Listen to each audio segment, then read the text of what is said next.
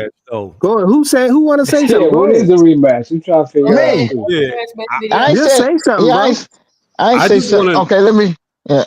Hey, hold go on, ahead, Terry. Terrence. Go I ahead, just Terrence. want to know. I just want to know from the panel, when is the rematch?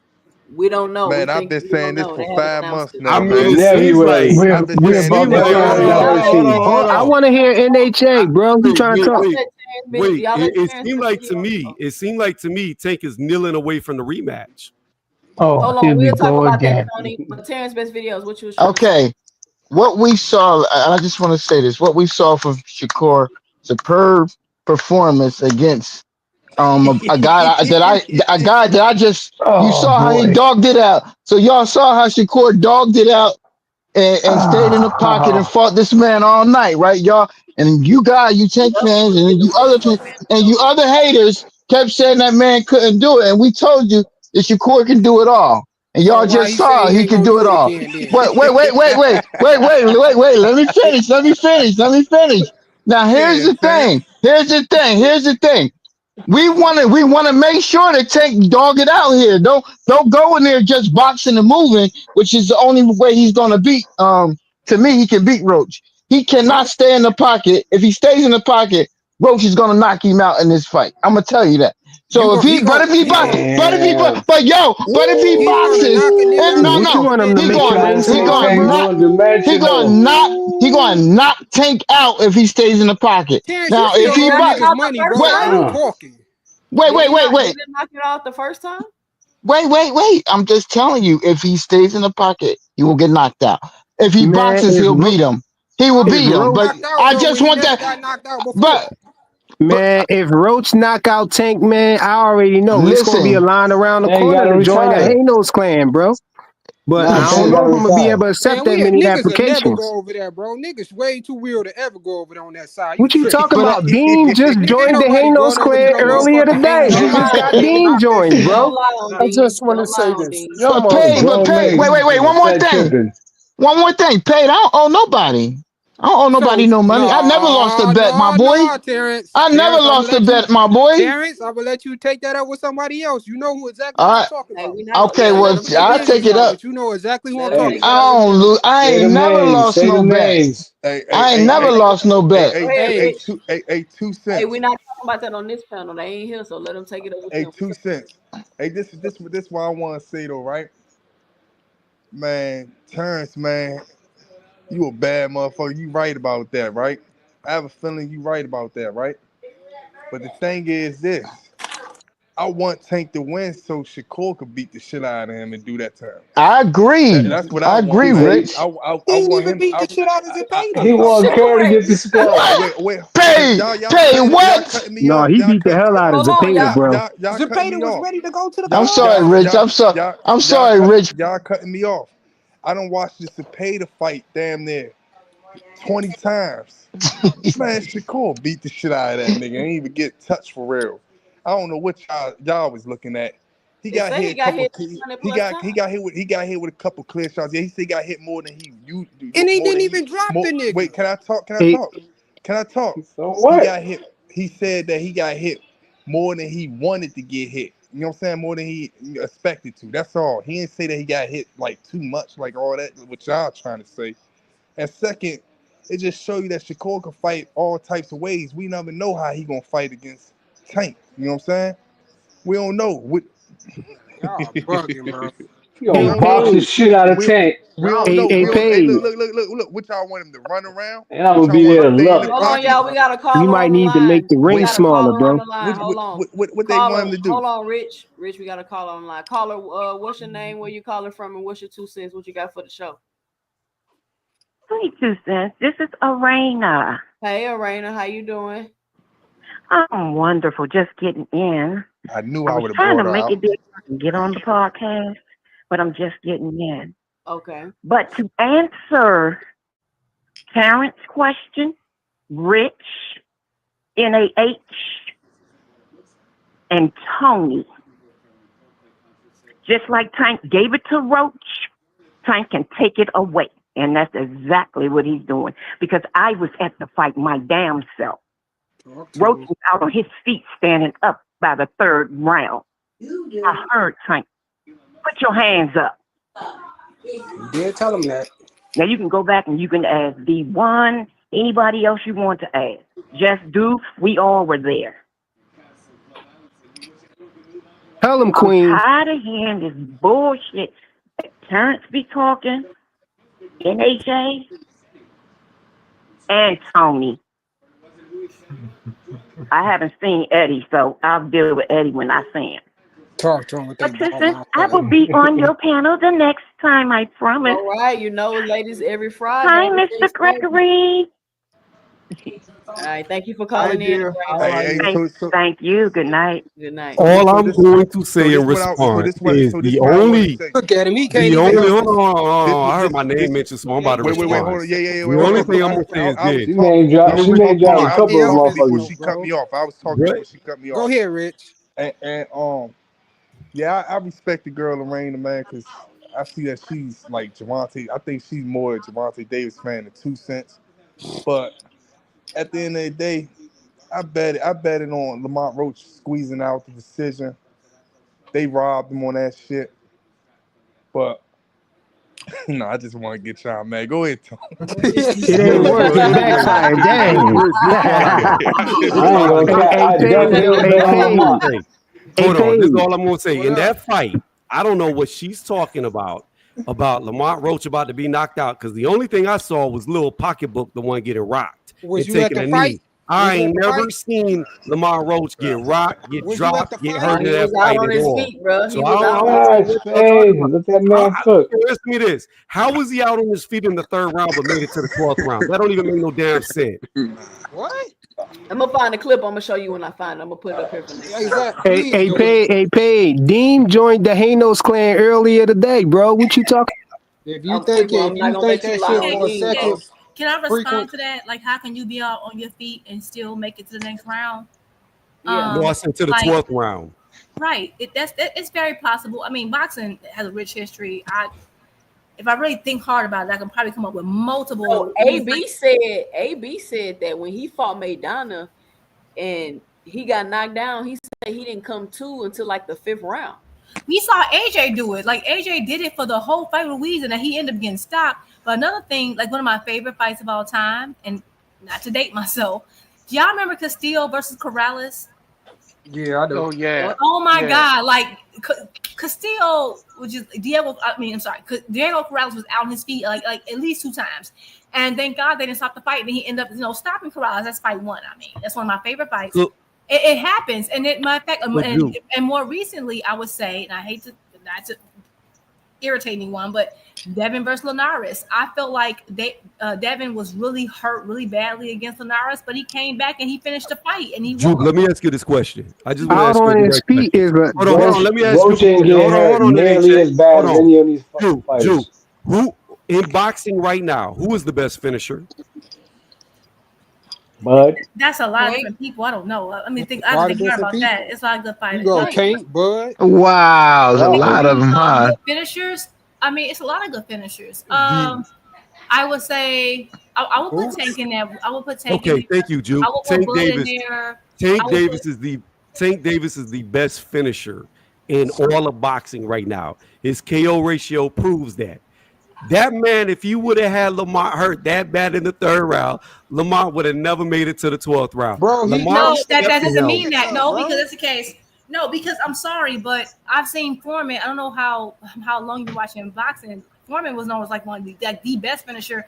I've seen him have people out on his feet, and then like one of my favorite heavyweight fights of all time. Not to be a boxing nerd, is Foreman versus Lyle. Okay, and they both and they're both known as being amazing finishers. Deontay Wilder was an amazing finisher. I've seen them both. The reason why it's one of my favorite fights is because they both hit each other out on their feet, and but they continue. So I mean, I just think boxing has too much rich history, too diverse to say, oh, if you're a finisher, if somebody has an effect, then they're going like.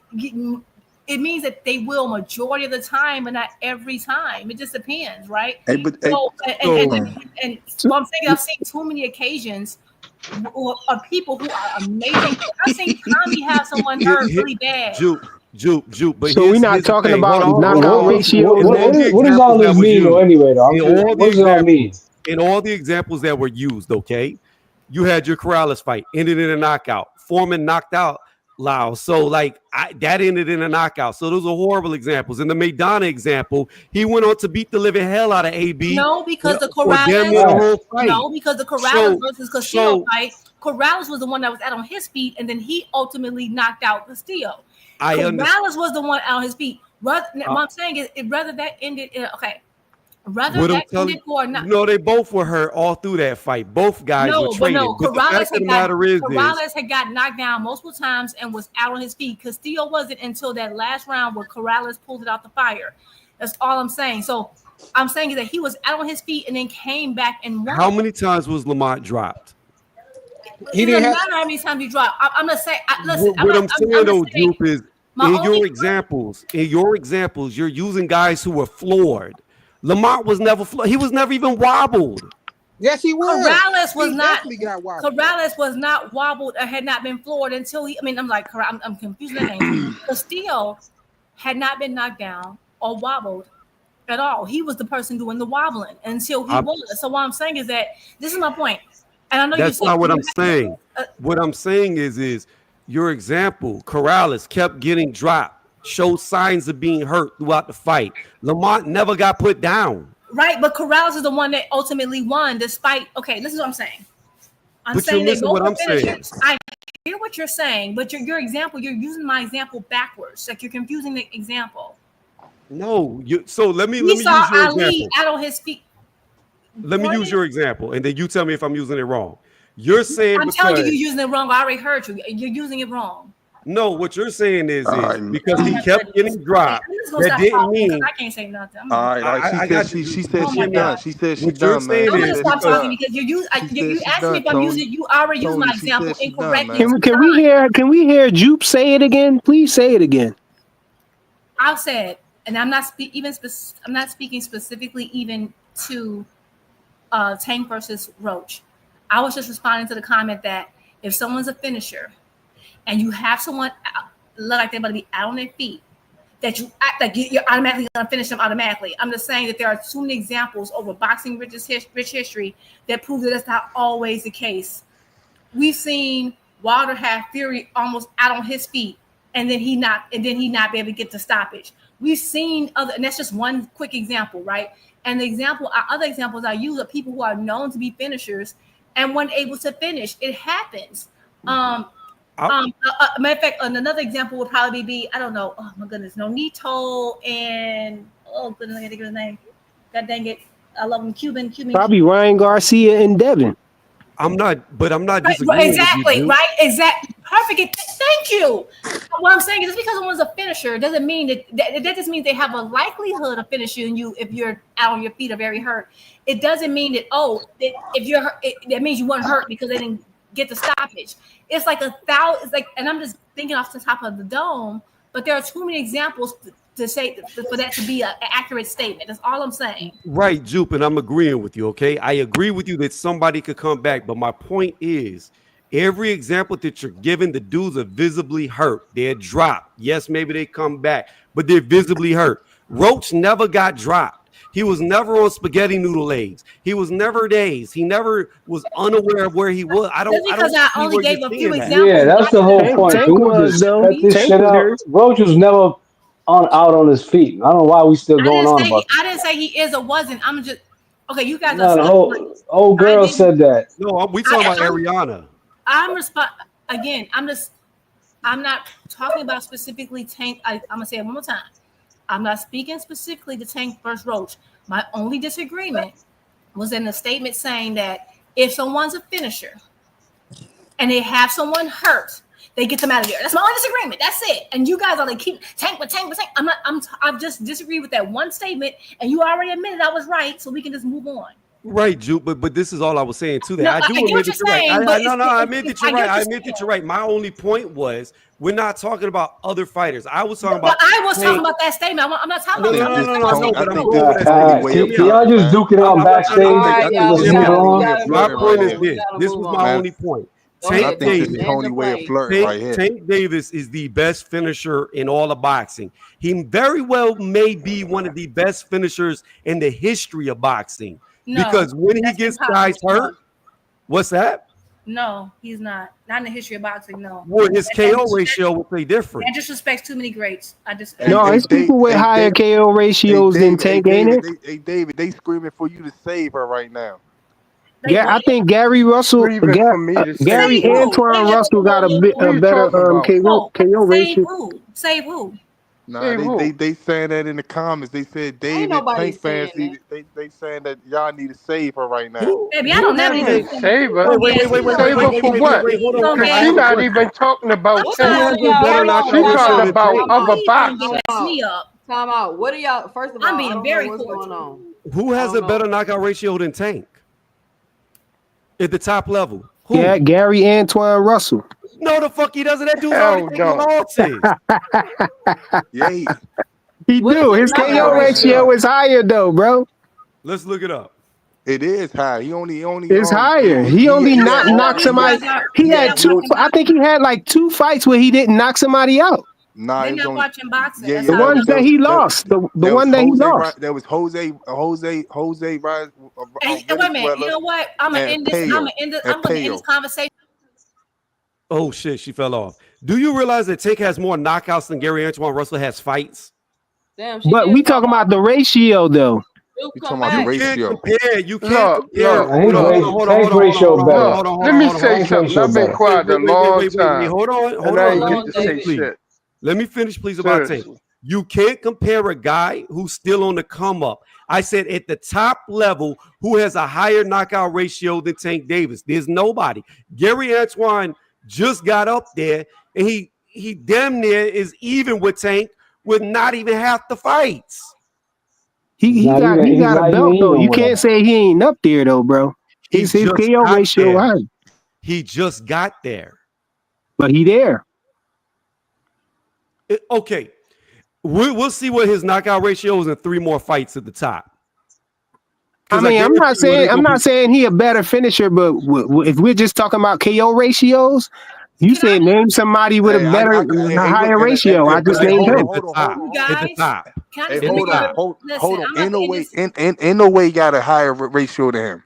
Okay. Hold on, let's he got a higher ratio than him. Okay, before I accidentally clicked out, let me just tell y'all right now. You know who has a higher KO ratio than Tank and was at the top and was actually once undisputed? Better Biev.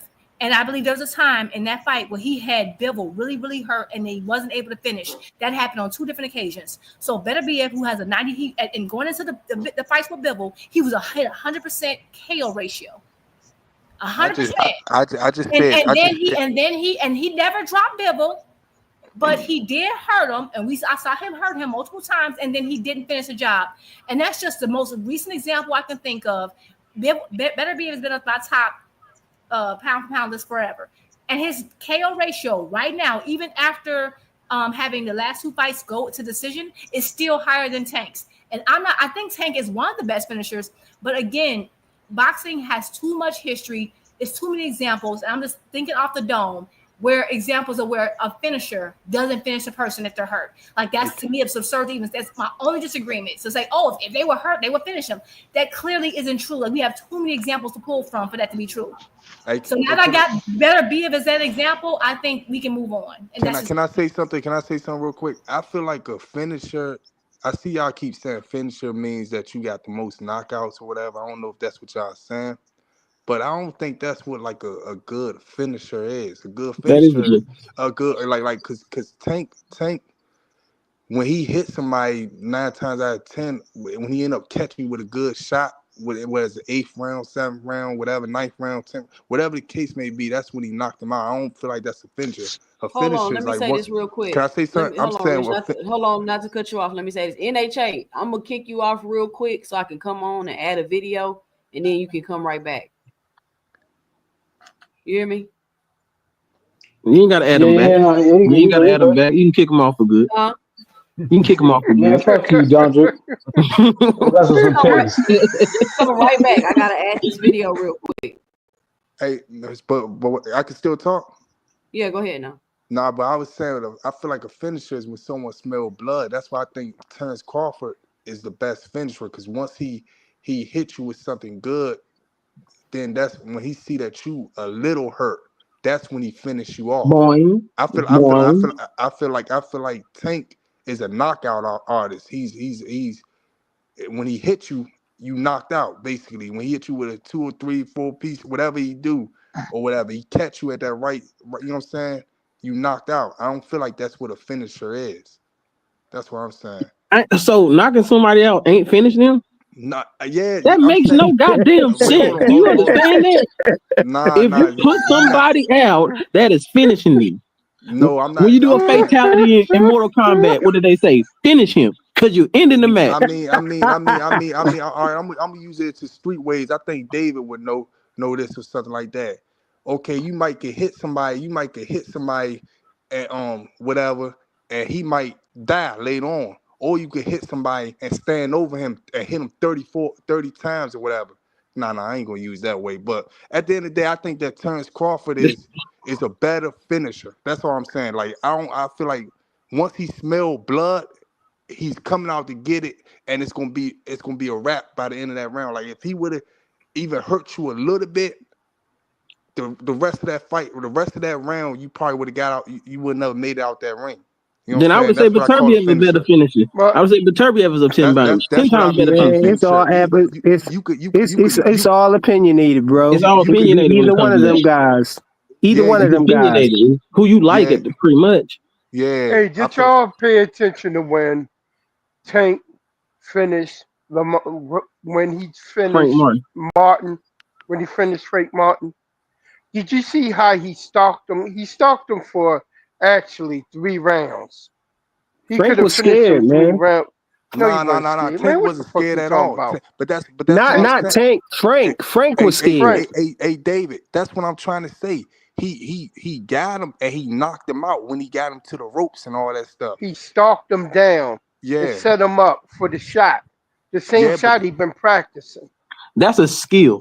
But Frank was scared of him, bro. He was terrified. That's what I'm trying to say. When he knocked out Rolly was coming into him and he hit him with a punch. That's not a finisher.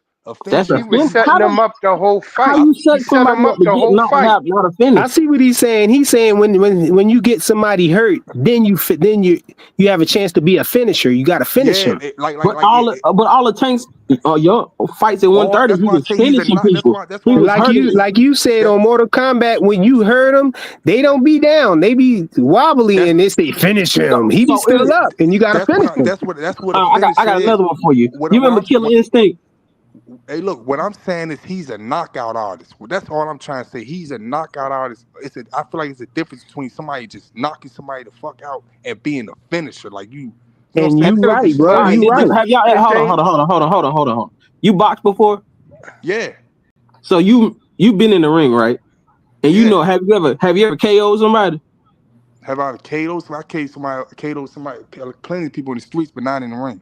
Okay, so same thing. So you've known when you hit somebody and they like, ooh, they fold up a little bit. You're like, yeah, I got you now. You already know, like, I got you. Yeah. But when you sleep somebody, it's a different feel. You like, ooh. That's and you most times you don't even know. Yeah. But that's what I'm saying. That's not a finisher, because I could walk up on you right now and just knock you out. That's what we call a knockout. You know what I'm saying? If I hit you or whatever, let's just say if Tank, like what Tony was saying, let's just say if Tank did see a little bit of blood in Lamont Roach, he done hit him and wobbled him a little bit. A nigga like Terrence Crawford would have jumped all over that and got him out the ring to the ref jumped in and be like, oh, this shit is over with. You know what I'm saying? That's what I mean by a finisher. Or he probably would just knock them out. That's what depends on how much power you right, Rich. You right, Rich. But actually, if you look at that, Tank did exactly that. He caught him with a punch and he saw that he was hurt and then hit him and knocked him all the way out. he did that to Frank. He finished him. Oh no, I was talking about y'all also gotta. He did it for trying. Look, the Lamont Roach situation. Straight up, Tank outboxed Lamont to me and won the fight 7-5. I've seen her fight so many times. It's ridiculous. I've seen her like 10 times. You talking about without the knee, though, right? But Tank won the round with the knee, man. Stop talking about the knee. Listen. No, the knee was there. We gotta talk about that. So what? He won the round. Stop. Frequent. Stop, bro. That's the first warning. Go ahead, David. The thing that you're missing is Tank won that fight 7-5. Even with the knee, by the rules that's given for the fight, seriously, by the rules, it's up to the referees to decide. It's up to him. It's his discretion. He chose to say, no, the knee won the knockdown, blah, blah. And he understood the situation at the time, and he let the fight continue. Right? And the results ended up to be the way it was. the way I see it, one of the judges went on and they actually deducted a point from Tank for that. But I'm going back to the larger picture. When y'all look at Tank fights, you don't see what I see. From round 1 on to the common round where he put him out 7th or the 8th. Sometimes it's been the 9th. Hey, Tank David. breaks. David. Listen. Let me finish talking. Tank breaks his opponent down. He breaks them down systematically. After the 3rd round, he began to break them down with body shots, with body head combinations. You see what I'm saying? He does a lot of different things, and then he moves with his footwork to put people in the position where he wants you for his finish shot whenever it comes. But at the same time, he still breaks them down round after round after round until it get to that point. Yeah, he ready. Coach Cal like, you ready? All right, then get him out of here then. Tank go in there, bam, end the fight. Hey, David, say That 2. was what was missing from this fight with Lamont Roach, for the simple fact the game plan that was drew up wasn't by the hand of Coach Calvin, or Coach Kenny, who is the mad scientist. You know what I mean? That wasn't their game plan. They didn't design that fight. They didn't design the game plan for that fight. So what you ended up seeing was Tank just boxing in that fight. Tank Oh, was y'all, just I'm trying setting. to load this video I got, but it's not letting me load it. Good Lord. Hey, David, say 2. Hold on, we got No Cap up here. He new to the panel. Yo. No Cap, what's your 2 cents? What you got for the show? It's a lot of copium going on up here. Niggas think it's Tank about to lose to Lamont Roach, nigga. Come on, dog. The motherfuckers doing some shit, ain't they, Cap? Hey, I want to say something. I just started David, talking. Rich, shut the hell up, dog. You always I talking. thought you was done, nigga. I just said one sentence, nigga. Goddamn. Get him, Cap. For Shakur shit. I already know Shakur gonna beat Tank, nigga. Tank fans say this. Tank fans y'all always say this. Tank fans say that. I don't want to hear that shit right now. We tired of this. Y'all motherfuckers coming up with all these excuses. Lamont Roach didn't get the job done at the end of the day. That was the best he could do, and he wasn't good enough. What's going to happen in the rematch? It's going to be ass whooping. Lamont Roach on some Andy Ruiz shit. He acted like he won something. He ain't got the right mentality going into the fight. You know what I'm saying? It's going to be a Tank KO. Hey, David, say 2. Bottom line. Hey, David, say 2. It need to be some new rules, man. 2 Tank fans shouldn't be allowed to go back to back. There's too much glazing nonstop, bro. I just want to hear David say 2. Sit up here and listen to y'all motherfuckers for Hey, like Dave Father, you a bitch. You up here begging for pussy. Hey, Dave Father, you begging for pussy over here. Talking about, you turn your camera on. Sounding like a beggar out of Oliver Twist. Talking about, may I please have a smidgen of pussy? Just a tad whip. Just a flakes dribble. Christmas ass to fight. Hey, David, say 2. David, say 2. Hey, David. Y'all can't go back to back no more, bro. Come on. Hold on, Freakman. I want to hear David say one word, just one of these words, because everything's gonna make sense if he does. David, say 2 Tuesday, Fruit Loops, tomorrow. Just pick any day that sounds like that. Look, nigga. Look. Yeah, I'm from B-More. Okay, there it is. That's why you had it 7-5. Look, man, I'm sorry. No, that ain't the reason. We all know that. We already knew that. He seeing stuff that we ain't seeing everything, bro. Yo, 8-4 with the knee. What the hell? Are you kidding me? Hey, David. You've been sipping on some fucking yak, nigga. 61%. Okay, so let's do this. He already told us we ain't see what he saw. Let's do this. Let's go around the panel and let's give everybody their thoughts on what they think will be, what the rematch will look like. I'm gonna start with Can I ask David something real quick? Go ahead, Rich.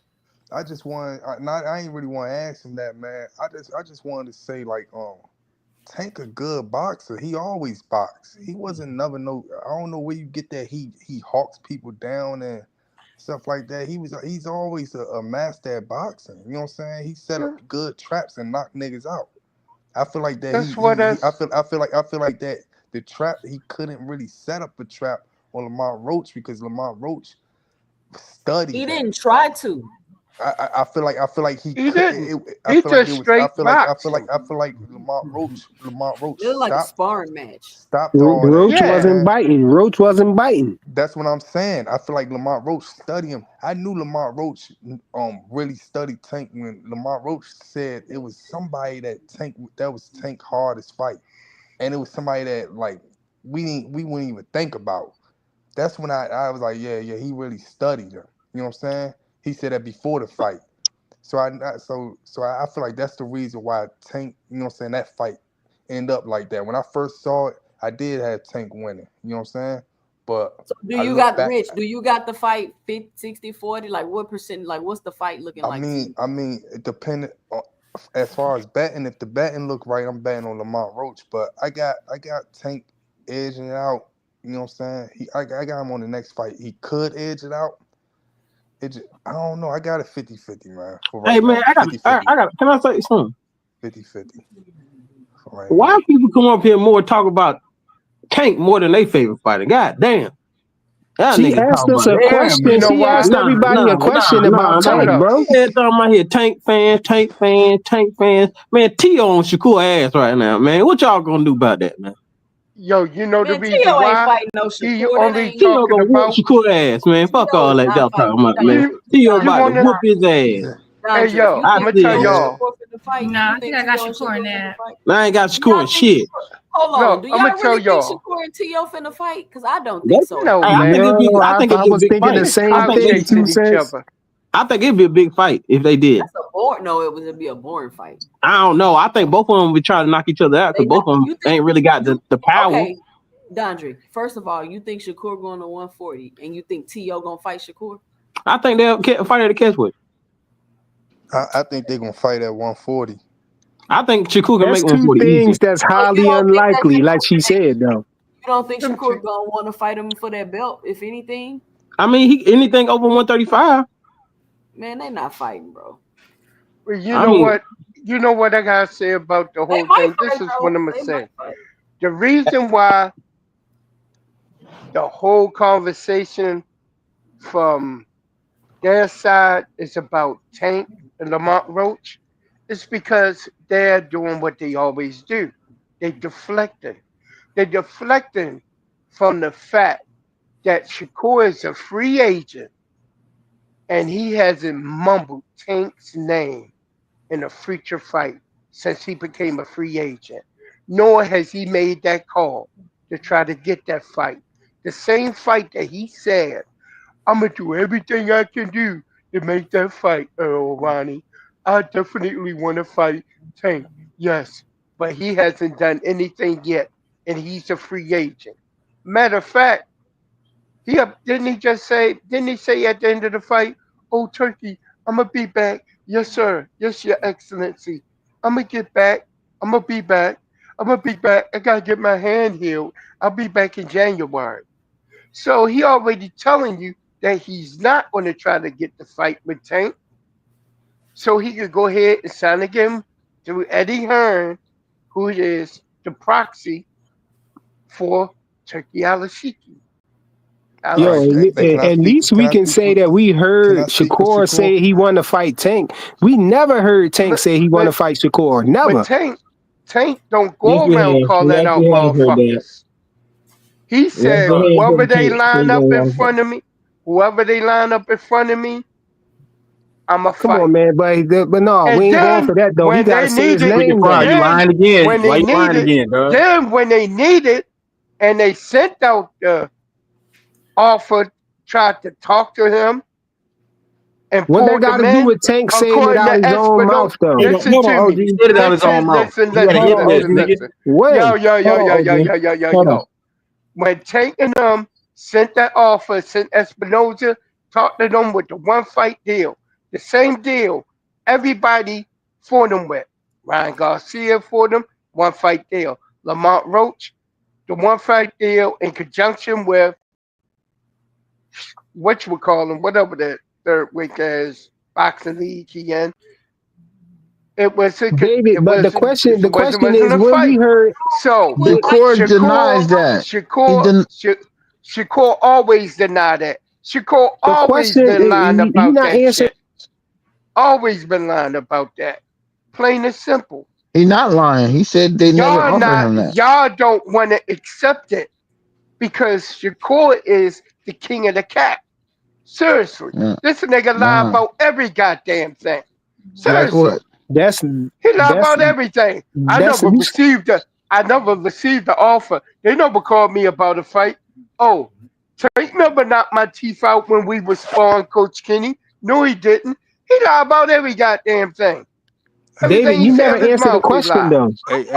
Answer what question? Talking about Shakur. I asked you a question. I said, when did Tank ever say, I want to fight Shakur? Never. He put out the hit list, nigga. He put out The a hit hit list list saying is not saying, I want to fight Shakur. that is saying this. Somebody, Same hit list your boy Devin tried to copy. the Nigga. hit list is not him saying I want to fight Shakur.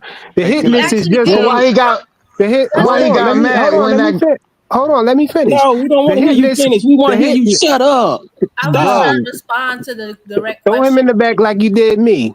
No. I'm That's here not just right, because you bro. here. Shit. No, but the question is when the question was I'm trying to give him a chance to answer it. The question We don't want to was give you a when did chance. we ever hear I'm saying give David a chance to answer it because he asked me what question. The question was when did Tank ever say I want to fight Shakur? The hit list don't do it. The hit list the hit list don't the hit list come on, bro. Come on. The hit list don't do it because the hit list is just somebody else running off the names and him saying, "Yup, yup." You can't do that. I said, when did he ever say, "I want to fight Shakur"? Wait a minute. He never did. Okay, They He's never made going a to hit say list that. and he just agreed. He was like, He's never going to do that. Hey, can I say something for Shakur though? Go ahead, Juke. Okay, I just want to say something. Okay, so when you say when did he say he wanted to fight Shakur, and it's like I'm a big Shakur fan. I feel like I'm the finish. No, you're not. No, you're not. No, you're not. What do you mean? No, I'm not. No, you're not. What? I've been clocking him since he was in the Olympics. He should take that facade off. I don't have to take no facade. Let me and Terrence talk for Shakur. That frequent man. Let Frequent you ain't really go. Shakur. Okay, but I know that let me and y'all Terrence have talk for this Shakur. weird thing where y'all can only be fans of one fighter at a time, but that's not how I get down. So I rock with Shakur. What I'm saying is that when you say when did he ask when he did that interview and they asked him about retiring, he said I can't leave because there's a few people I want to get. And they asked him Shakur, and he said yes. So he absolutely did. And I think that he showed his intention when his team reached out, and then Shakur also confirmed it. And just to also say a little bit more to that is that I don't know how long y'all been watching boxing. I don't know how many times I keep saying that, but like there was a time where like if you were a bigger star, you want the person always like you know, if you're the bigger star in the sport, you're not the one calling out fighters. They're calling you out because you are their biggest opportunity. Like Mike Tyson was not out here, and I'm not saying Tank is at the level of Mike Tyson. Boxing was different then, but like he was not here calling people out. And no, you had to fight Mike. Like it didn't go that way. So I don't expect for Tank, just like Canelo doesn't go out here saying everybody he want to fight. Like I mean, not Tank. I'm sorry, Canelo. Canelo doesn't go out here listing all these people he want to fight. You come to him because he is the bigger star. So I think that for some reason they want to rewrite the rules for Tank. And I understand that this is probably one of the first times in history we've had a star who's below 147. But that's just how it goes. Like even when Sugar Ray was kind of doing his thing, Duran was out there calling for Sugar Ray Leonard. Like that's not how it goes. But he actually has admitted on camera that he does want to fight Shakur. So I don't understand. Like we keep ignoring something that's on video. No, I said when he said that, he didn't say Hold that. on, y'all. Let me get this super What chat. I'm saying that he doesn't even have to because he's the star. But the And fact, let me say something out to her real quick. but he still has gone further than stars in the past because normally they won't even mention you because they don't want to help your brand. He's gone further. He's done more than what Sugar Ray Leonard would have done, than what Canelo's doing. And it's crazy. Y'all don't hold Canelo to the same standard. All right, Leonard Ellaby said, "Don't nobody." Let me get this super chat. Shout out to Lee Jackson with the $5 in the super chat. He says Devin Haney was face down, ass up in the second round against Ryan and made it to the 12th. Shout out Lee Jackson. Let me say something real quick to Jupe and David real quick, right? And can please nobody cut me off. First of all, when they asked Tank who's on his hit list, it was like picking it out of a fucking little kid. Like who did it? Did Johnny do it? Shake your head if Johnny did it, or do this and third. That's like kind of like some girl shit to me, if you want to ask me. But other than that, man, Tank never called out Shakur. Only time you ever heard that somebody said something about Tank on Shakur, he said, "For what?" That's all we remember him saying. No, you got to finish that statement. You got to finish what he said after that. What did he say after that? Okay, what?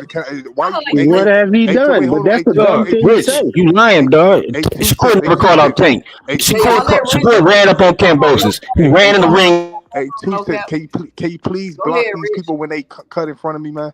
I got it. Go ahead, Rich. But dang, he fucked my whole thought up. He said, man, he said, for what? Basically that, and this guy come on here and fuck me all up for a lot of things, for the reason why you said he was your favorite fighter at one point. That's for what? Don't try mess up his career or say his career fucked all up and all that type of stuff and try to paint a bad picture on Shakur's name when you already said you like how the way the nigga fight. You know what I'm saying? So at the end of the day, we could go by what the white boy said when he said Shakur did this, Shakur did that, and we go by what Shakur said, that they called and did this. We could go by either one. You know what I'm saying? Like, Tank fans gonna believe it. Jupe, I don't know why she saying that she's a Shakur fan or whatever like that when you like Tank way more. You know what I'm saying? And you gonna side with Tank, because I ain't never heard you talk nothing bad about Tank. Like, everything he do was good. Why do y'all want people to talk bad about Tank? Hold on. Can I talk? No, I'm just saying I never heard. I keep hearing people on here say, "Oh, I'm really a Tank fan," but talk bad. But then the people that they really fans of, they don't say nothing at all bad about them. Like, they don't even have nothing criticism. They ain't criticize nothing. They ain't criticize him getting on his knees or none of that shit. They don't do none of that stuff. So that's some fake fan shit to me, if you ask me. When haven't we all said that was a bad thing? Hold on. Hey, they ain't fooling nobody, bro. So go ahead. Finish cooking. First off, you lying, Rich, and I'll prove it. Because when Shakur wants to fight somebody, finish cooking, bro. Shut up. He ain't been cooking, no. He been talking for 10 minutes. Ain't Rich, nothing. land your plane. Nah, I'm just saying, because I keep hearing people say stuff like that. I'm this, that, and third fan, and they not really fans. They just really want to say that they talk bad about somebody, man, and that's not cool at all. Y'all, let me say this. First of all, he literally tried to fight Shakur. Like, y'all heard what happened. They wasn't ready to fight. It wasn't the right time. He wanted more than what they was willing to offer right now. So they went their separate ways. Y'all so focused on what they saying in the media. I don't have to say I want to fight you. My actions showed I wanted to fight you.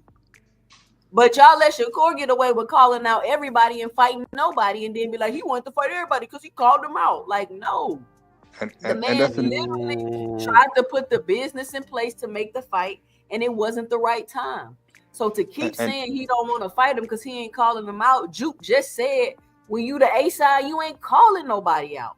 Right. You ain't calling nobody out. Right. And you also not talking bad about somebody that you know that's who a did good he fight. talk bad? He said Shakur, he did. Now let me talk. And Shakur has talked bad about Tank. That's what fighters do. Shakur. Every time I see Shakur from day one, even from 5-6 years ago, he say the same thing about Tank. He probably was one of the first people to say the same thing, that y'all really don't know Tank. He really a good boxer for real.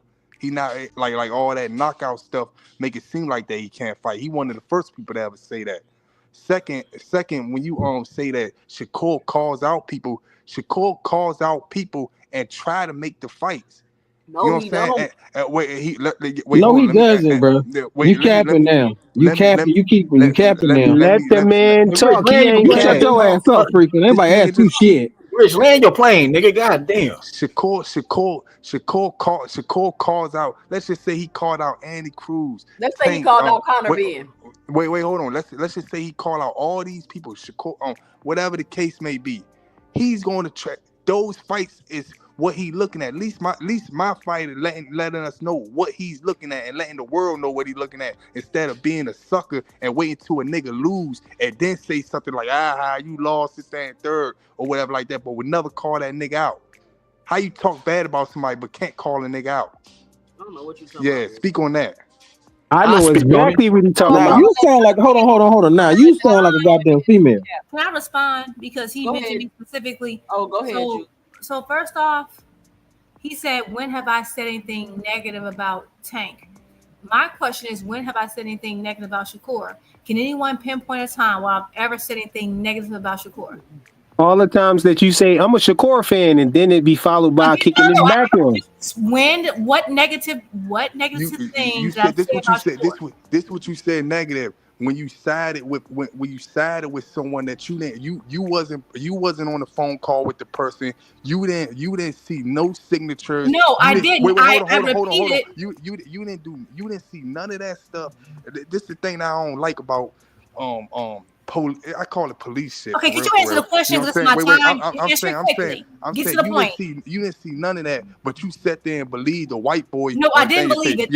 We offered Shakur a one-fight deal. Shakur a one-fight deal, but he said this. No. You sat there and believed that shit. Okay, I hear you. This is not an opportunity for you to take the floor again. I asked you a specific question. Now it's my floor. I let you talk. I didn't interrupt you. Respect my time. I repeated what Shakur said himself. So how can I disagree with Shakur by repeating what Shakur said himself, that Tank's teams reached out? Like I'm not. If you say, again, I didn't, and I asked you specifically, what did I say negative about Shakur? What you just repeated, even if it's true, is not negative about Shakur. Because the thing I said is the one thing that Tank and Shakur agree upon.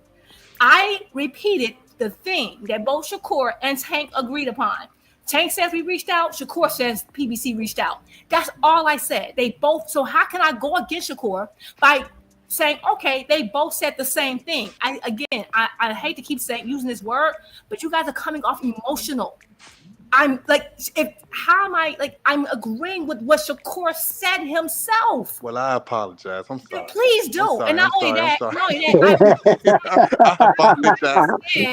I never said, let me finish. My bad. I apologize. I've never, hold on, let me finish. I gave you the floor. I've never said anything negative against Shakur. And by the way, I don't think you have to be a fan of someone to disagree with them. When Tank gets into these legal issues and all these accusations, I'm against it. I'm not out here like, free Tank no matter what. No, if he did it, bro, you got whatever happens to you. I'm not out here defending Tank on every single thing.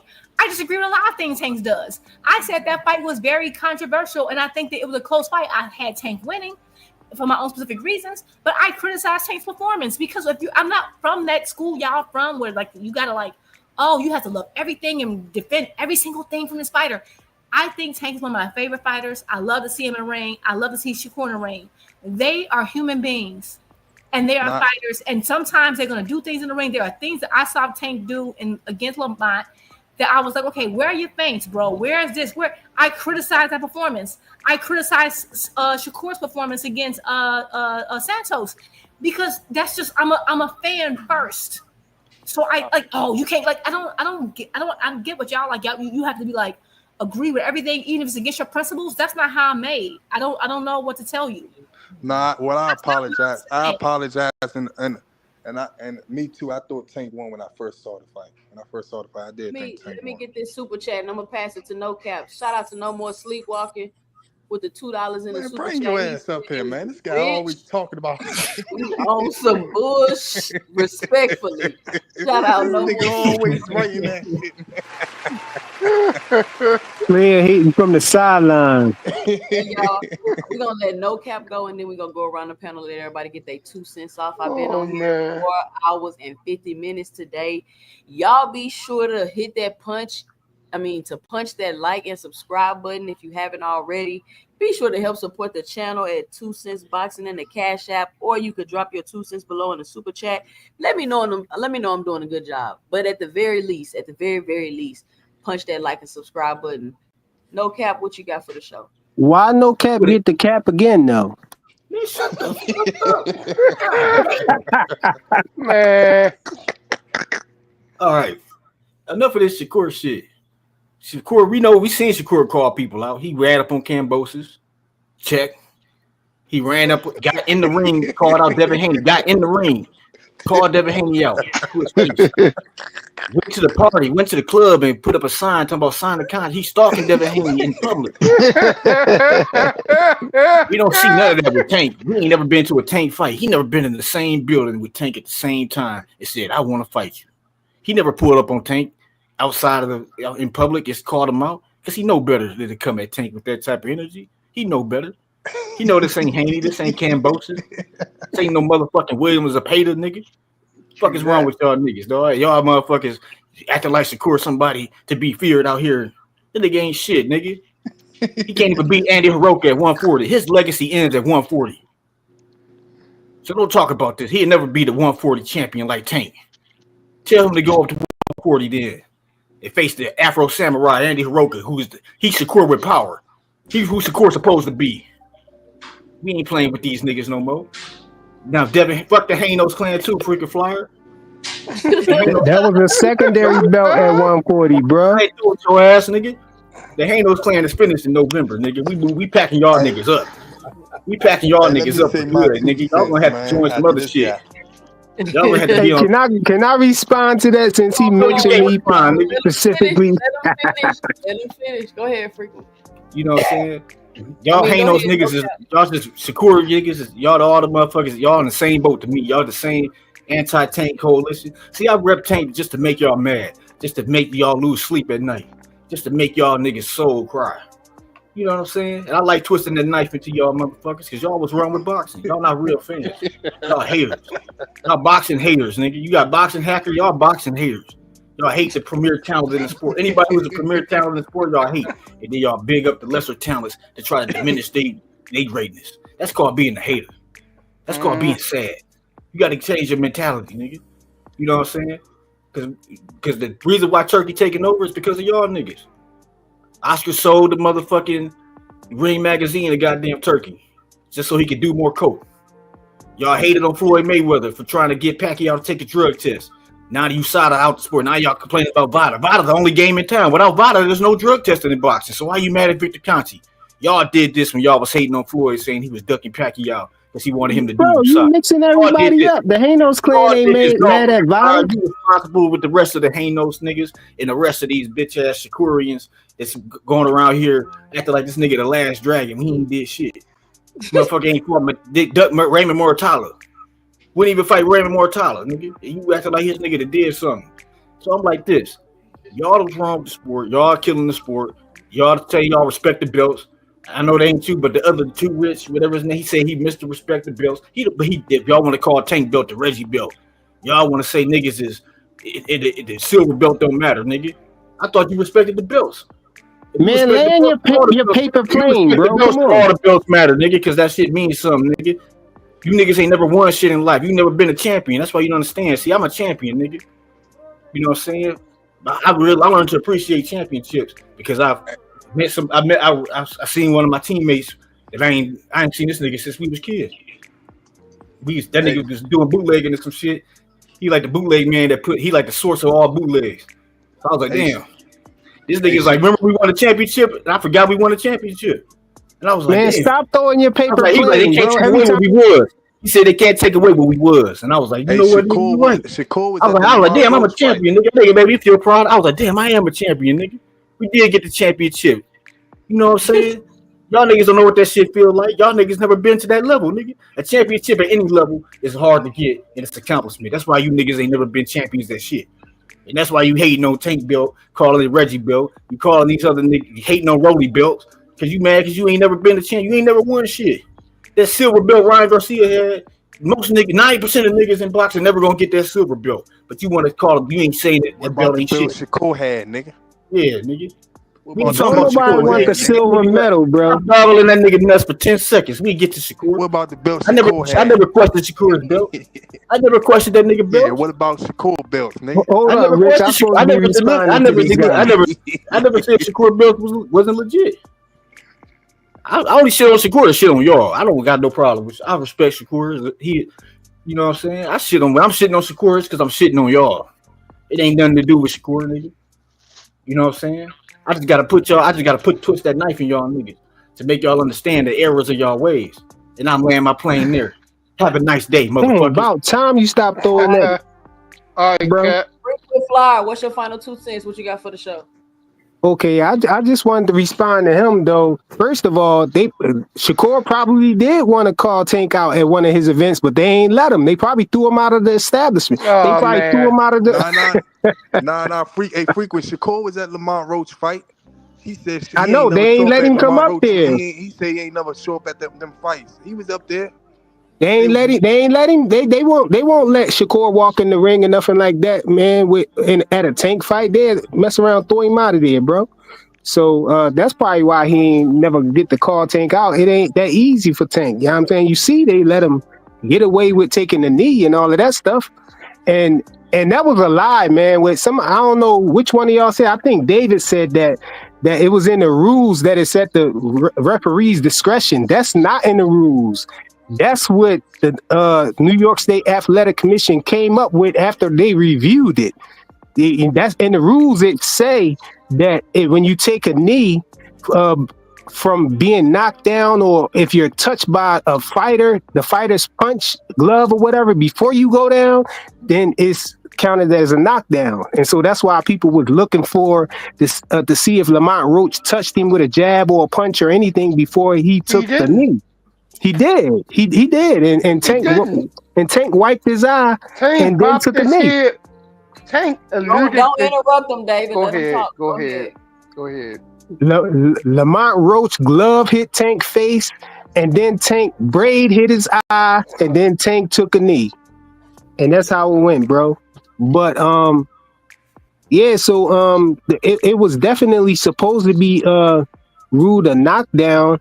And they even said that when they reviewed it and came back with their decision, they said that they saw that it was a mistake made, but the only reason they said that they wasn't going to reverse it is because of the same thing that KO was saying, basically, that they don't know how the fighters would react, you know, knowing that that was counted as a knockdown, like Tank would have probably turned it up or whatever the case might be, is what they meant by that.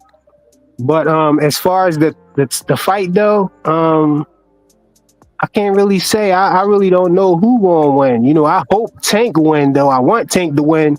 If Tank don't win, bro, it's gonna be bad for y'all, man. It's gonna be bad, man. If Tank loses, if Lamont Roach beat Tank or knock Tank out, that'll be even worse, man. And y'all don't come over here to the Hanos clan, man. Y'all, I don't know what y'all gonna do. Y'all probably have to be Shakur fans or something. No, we don't want them. We don't want. I don't want people like sure don't want to be no. Y'all might have to be Tio fans or something. They gonna be Tio fans, man. Ain't nobody trying to be the fan with somebody who. Let me say this. So you talking all that shit, frequent. Devin got a fight in November.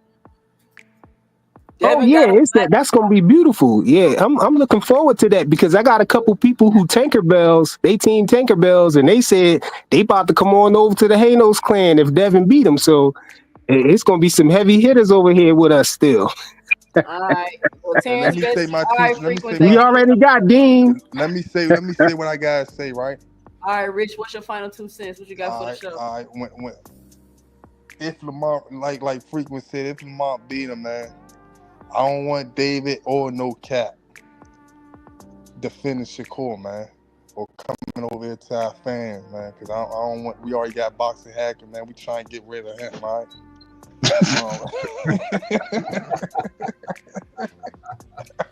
fucking with it. But man, that shit should be a good fight. I hope Tank win. I mean, I ain't gonna lie. I don't really care who win. You know what I'm saying? I just want to see the fight again, man. That's what people should be pushing for, just to see the fight. I feel like people shouldn't push for Tank to fight Shakur next, or Lamont Roach fight Shakur, whoever, or try to make these fights happen, man. You know what I'm saying? I hope Shakur do what he said he was gonna do and try to make that fight with Tank. You know what I'm saying? But it's hard to do something like that, like. Even from outside looking in, even from Shakur's standpoint, it's gonna be hard to do something like that because the fight not even made with him and Lamont Roach yet. You know what I'm saying? So it's a lot of shit that comes into play when it comes to shit like that. When people say stuff like that, like, yeah, he should make the fight. You don't even know when the next time he gonna fight. You know what I'm saying? He could fight at the end of the year. He could fight the beginning of next year, or he could fight in a few months from now. You know what I'm saying? So. Do you want Shakur to like wait for that fight to be done and then wait another 3 or 4 months and that'd be like damn near 11, 12 months that he out the ring, 10, 11 months he out the ring. So people gotta look at it from that factor point too. You know what I'm saying? So other than that, man, shout out to the panel. It was a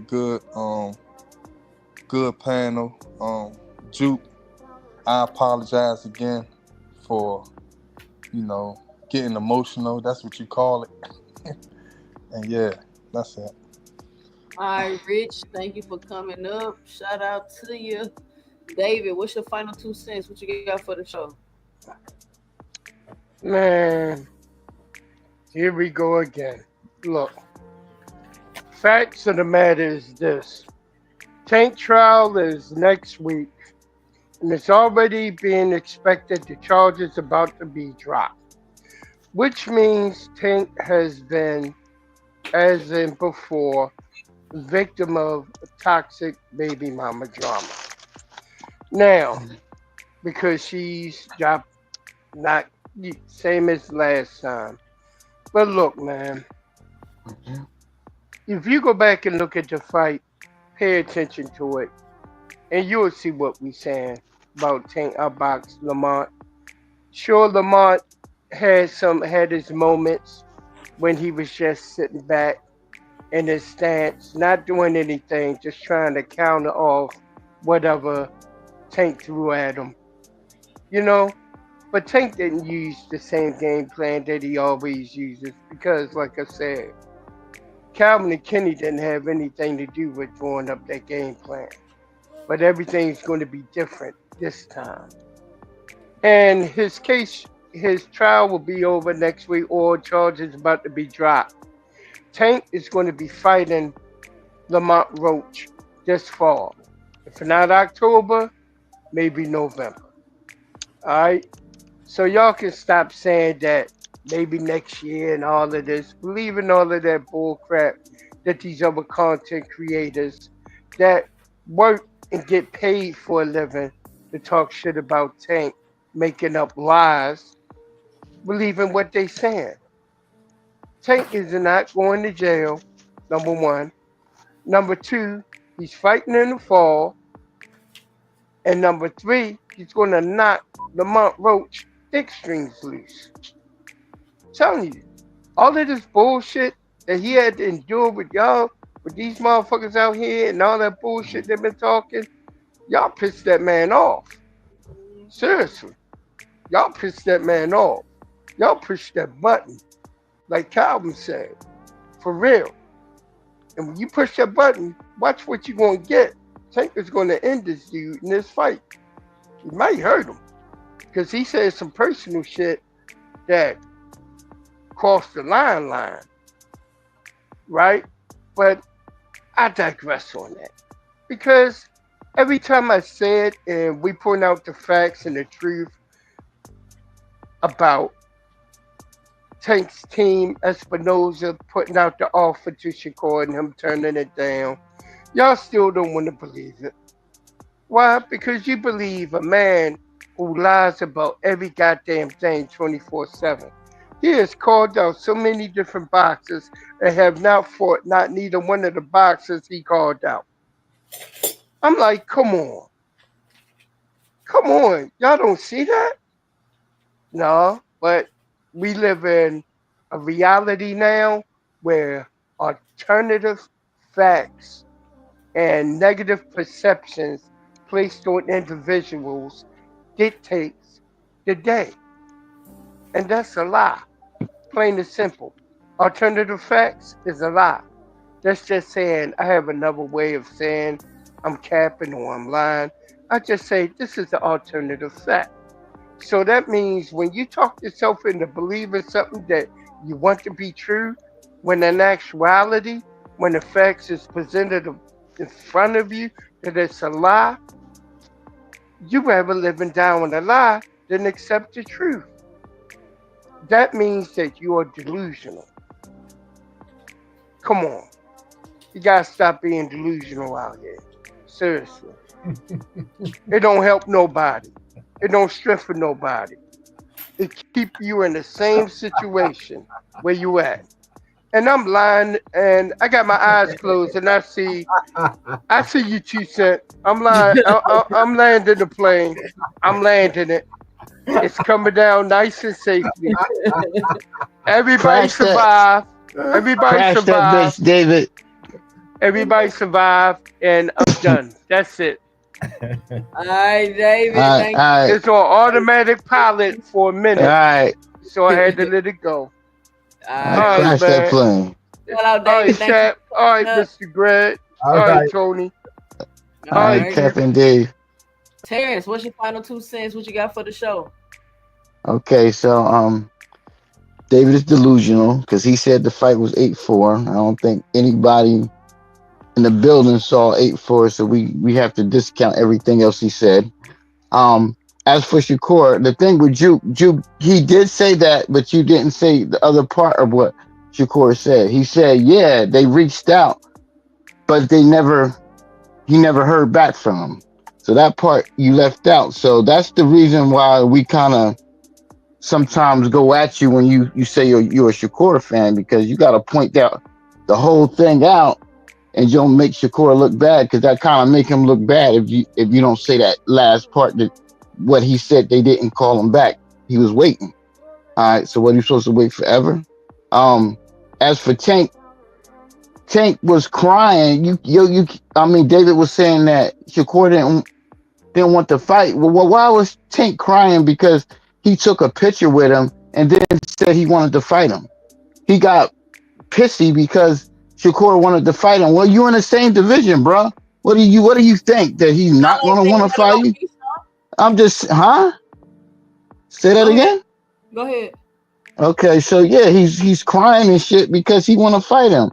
That's no reason to cry. You great.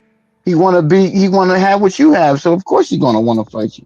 That don't mean you should be crying about it.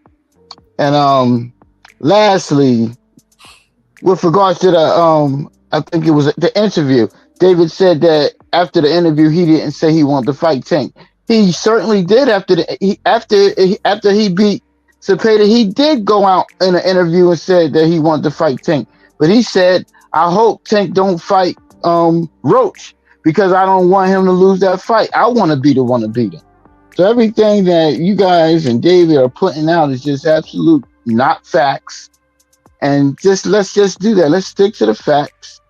I want every Tank fan to push for this fight against Shakur and stop making excuses like these ridiculous excuses. Oh, well, he shouldn't fight him because his hands aren't good. Who cares? If Shakur fans want to fight and Shakur want to fight, don't worry about his hands. He ready to go. He ready to get it in, and that fight should be next. I'm gonna land my plane there. Thanks for having me. 2 cents to the panel. Y'all have a good night. All right. All right. Terrence, thank you for coming up. Tony, what's your final 2 cents? What you got for the show?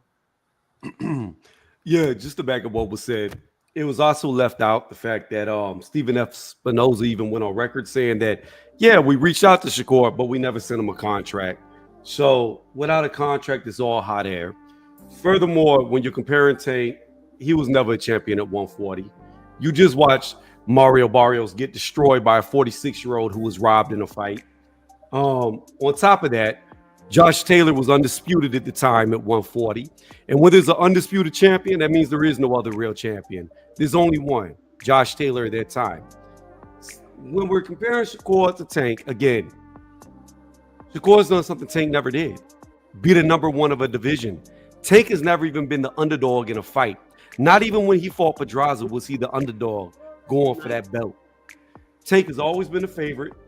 He's never been in a 50-50 fight that people thought he would lose in.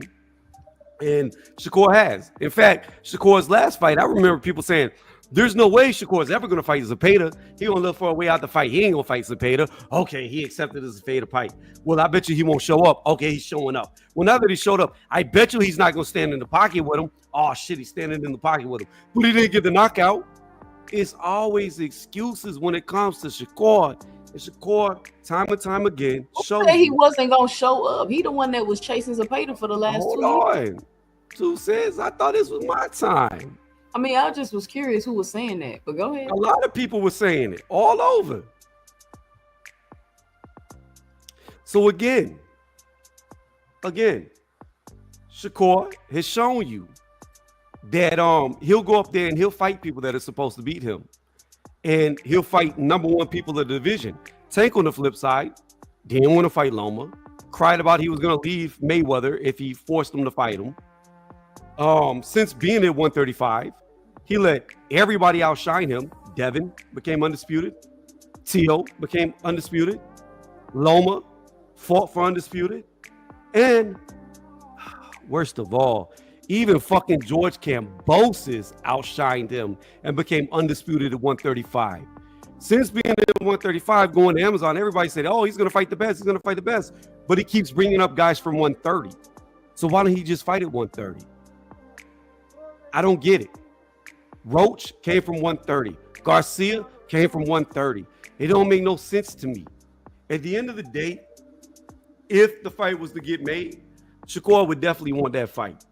The only one who's worried about losing is Tank, because Tank's been on record and said, I need 5 Ferraris, because if I don't get the knockout, then I'll probably lose on the scorecards.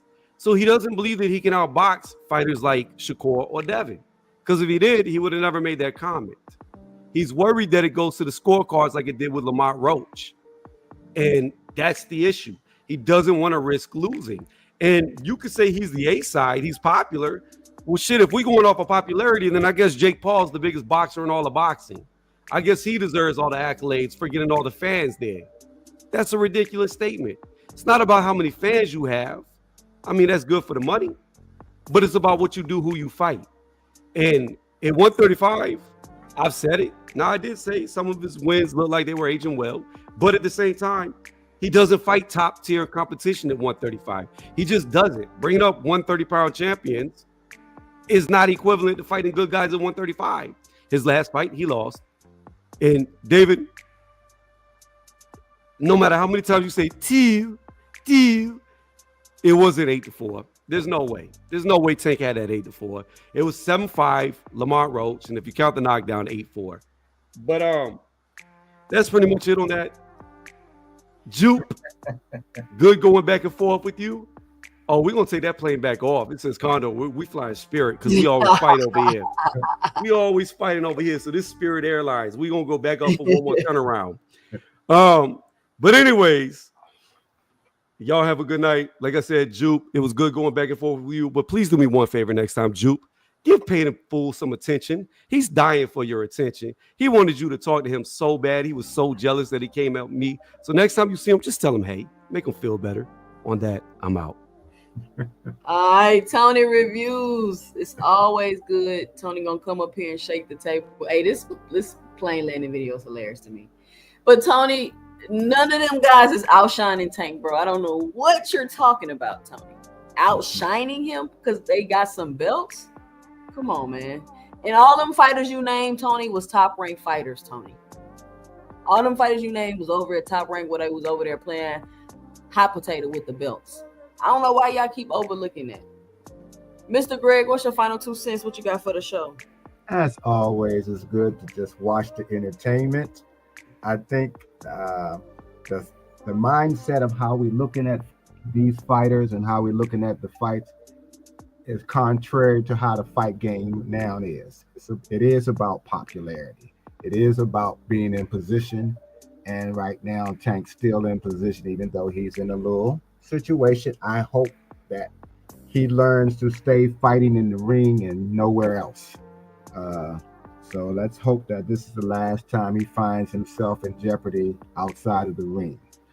All the other fighters, until y'all get in the ring, most of the conversation is going to be about what you're supposed to be doing, although you're not in the ring. Of course, we already see what Keyshawn is doing, and he'll probably be over there with Turkey because Top Rank don't want to take any more losses, at least for now. It appears to be that appears to be the case. As always, it's entertaining to see how Jupe holds her own with this raucous crowd that's being out here. I look forward to the four of you all. I think I saw Marshawn and Ariana speaking about coming on the panel for next week.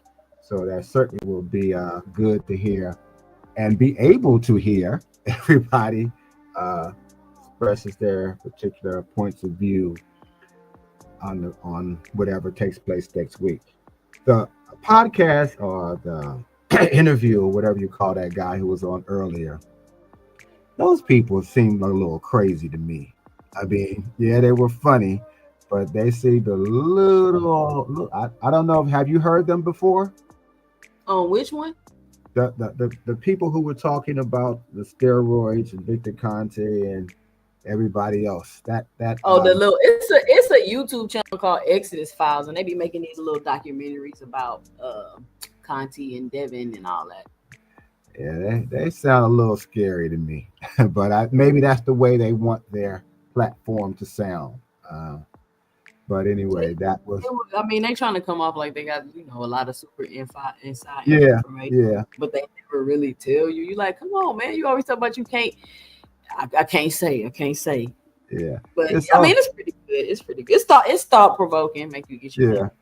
They're trying to sound like the X-Files, I guess. That's how it comes across. Yeah. There's something that we have the answers to. Blah blah blah blah. But yeah. But overall, this was entertaining. I love just watching y'all go back and forth and listening. And I always get entertained. Thank you for letting me come on and just sit in, because I like to sit in more than I like to just, jump in. Mm-hmm. Again, I was just thinking, I'm going to say this. It might be because we on different timelines. I don't know if what everybody else's timeline is, depending on what state they live in. But I think that might be why. I know you get Jab Queen in, but I think everybody else comes in a little later than you probably want them to because of the timelines.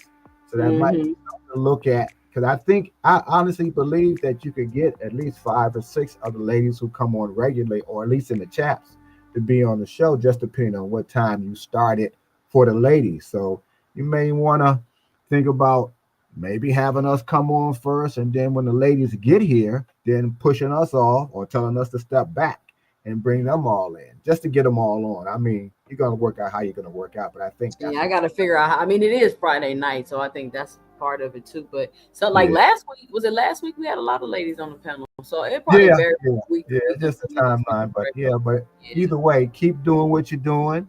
It's you're still going to get everybody here. It's always going to be entertaining. And with that, I'll land my plane, and I'll say good night to you, Jab Queen, and good night to you as well, Jupe. All right, Mr. Greg. See you Sunday on the next show. I might do a pop-up tomorrow. I don't know.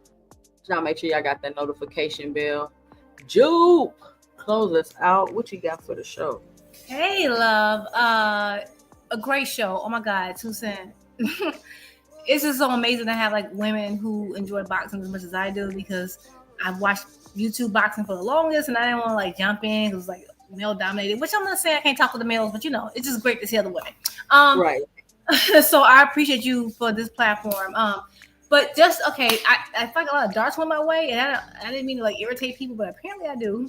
So I'm gonna try to deal with it. That's how I go. Yeah, I'm gonna try to address some of the things that were said. I don't remember who said what, but one of the comments was saying that they didn't believe I was a Shakur fan because I didn't talk about the part where he said, even though Tank Team reached out, they didn't like get back to him, right? Again, my comment was only about the part that Tank and Shakur agreed upon, right? And I think logically it's reasonable to believe that PBC, being a multi-million-dollar corporation, are not reaching out. Like, people don't waste their time. Like, once you're a corporation at the level of PBC, you're just calling out people just to pump fake, right? Like, and like I just don't believe that, right? But at the end of the day, they did reach out. They're saying, "Oh, well, I told you yes, and we didn't hear anything else." And I know that Shakur is very vocal, so I would think that like he would have said something. Again, I'm not saying who I believe in that matter, but my point was only about the thing they agreed upon, right? Was that they both agreed that Tank Team initiated a situation to get that fight to happen. And another thing that wasn't debunked was the fact that Tank did audibly say online on the interview that he would fight Shakur. And I think that's a lot because like you know, and they're holding him to a different standard because you don't get Canelo saying, "Oh, I'm gonna fight this person, this person." And there was a time where Floyd did, but that's when Floyd was like, that was Pretty Boy. Once he got the money, Mayweather, you know, I mean, he was saying a little something here and there, but that's when he was building his empire. Like you wanted to, I don't get that. Like I just think that unfortunately, like the onus tends to be a little bit more on the B-side fighter, just a little bit more. But Tank I've never heard Tank say, "I will not fight him." No, I will not fight him. I have heard him say, like when he's in promotion to fight a different person and they bring up Shakur, he doesn't want to talk about Shakur. Now, I could take that as, oh, he's not interested, but I take it as like, I'm promoting this fight with this person. I'm not about to give this other person the limelight off the back of my fight, which is understandable. And I've heard Shakur do the same thing. I can't remember who it was. It was like a Latino fighter. And right after he fought someone. And like this guy was trying to call Shakur out. And Shakur was like, "You're clout chasing," right? And no one said, "Oh, Shakur, you're ducking." It's the fact that Shakur was promoting a fight with a different guy in his own weight class. And a dude was like, "Oh, you know, I can't remember that. He fights for top rank." He said 140. And I mean, they all done the same thing. I've seen Devin do it. I've seen everybody do it. Like, if a person who doesn't have a name as big as you are calling you out while you're promoting your fight that you're assigned to fight and scheduled to fight, they kind of be like, "I'm not about to give this person clout." And I think that's just a thing that's always been around. But for some reason, when it's Tank, it means like automatically ducking. So it's not that I just like defend Tank more. It's just that like for some reason people keep trying to change the rules. I'm applying the rules to every single fighter. That's that. And the other thing is when it comes to like the whole, like everybody gets about the knockdown rules and all this stuff when it comes to the Shakur and the Tank versus Lamont Roach thing, the discretion was the referee initially said that the reason he did not rule a knockdown was because he did not believe Tank taking a knee was due to a punch. That was the discrepancy. He said in the moment, again, we are seeing on video, we thought, because again, according to New York State Athletic Commission, the referee, and it says it may rule a knockdown if a fighter takes a knee or falls in any capacity due to a punch. The referee at the time was saying it wasn't due to a punch because that punch didn't connect. So what you would need is an instant replay. The discrepancy was over the instant replay. But even in the video that they have, we cannot see that punch landing. Maybe it did, maybe it didn't. But I believe, like, for whatever reason, something went in his eye, he claimed, whatever. But the point is, like, I can't disagree with the referee because it can't be a knockdown unless it's caused by a punch. And we cannot see from that angle that they provided if the punch actually connected. And from my view, I don't think it did. And the referee in real time, who's closest to them, who sees everything, is saying it didn't. We can argue about that to the end of time. But that's why the referee has this discretion, because they're closer and can see things in real time. Do I disagree? Do I agree with every referee call? No. But that's why. But based on the footage I saw, I can't tell, right? So that's that. And then when it comes to, Tank doesn't fight anybody, he doesn't fight number ones, Shakur does. I think they both fight good caliber fighters. I think that Tank actually has fought more. But when it comes to like, Tank hasn't fought number one, I hate to inform you, Ryan was number one when Tank fought him. Pitbull Cruz was top 5 in every sanctioning body when Tank fought him. And when Shakur fought this last fight was Zepeda was number 1. So they I don't understand how like if Zepeda is ranked number 1, we can say, oh, Shakur fought a top level guy. But when Ryan was, we can't. Like, I don't understand why the rules keep changing. Like, I gotta give them both credit, but Tank has fought more number 1s, and I think it's because he's been there longer, which is fine. Like, that's just the reality of it. And then I think the last guy, I can't remember who his name was, but like he kept bringing up like, oh, the odds.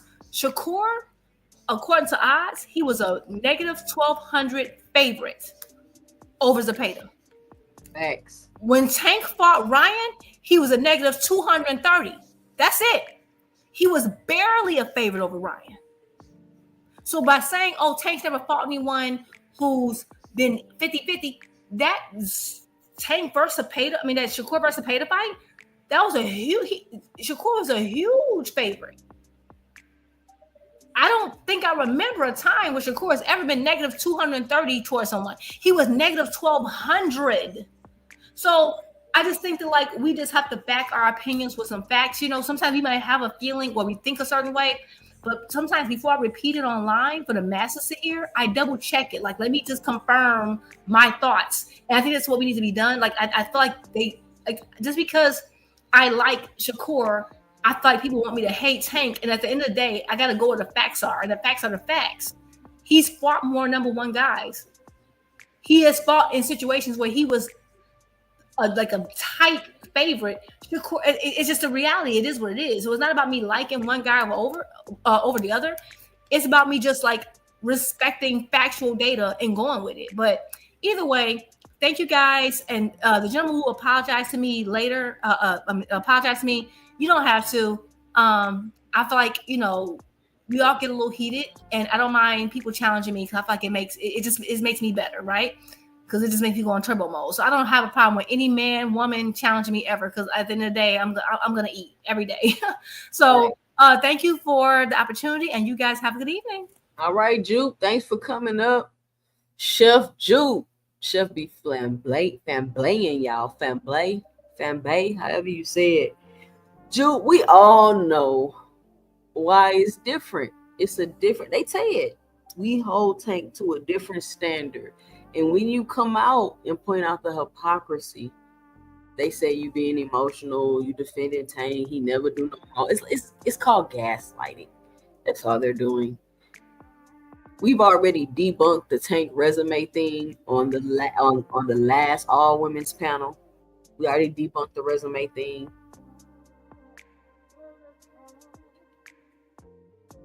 All the different champions he's fought and all the fighters that he's fought to, and now that they are champions, we already went through the resume thing. And Mr. Too Rich, I respect the belt. Somebody brought up a good point about you today.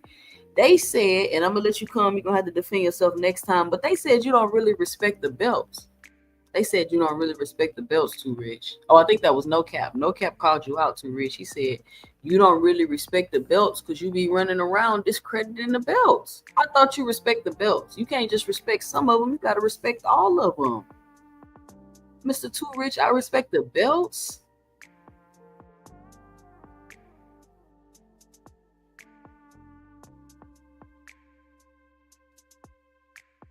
Here go Tony. You know Tony gonna come with the fact check. 2 cents. Tank was negative 1,600 better favorite against Roach. LOL. Last I checked, minus 1,200 is better than negative 1,600. She was just trying to make the point that he ain't doing no 50-50 fights either. If I didn't talk about her. Okay. Well, anyway.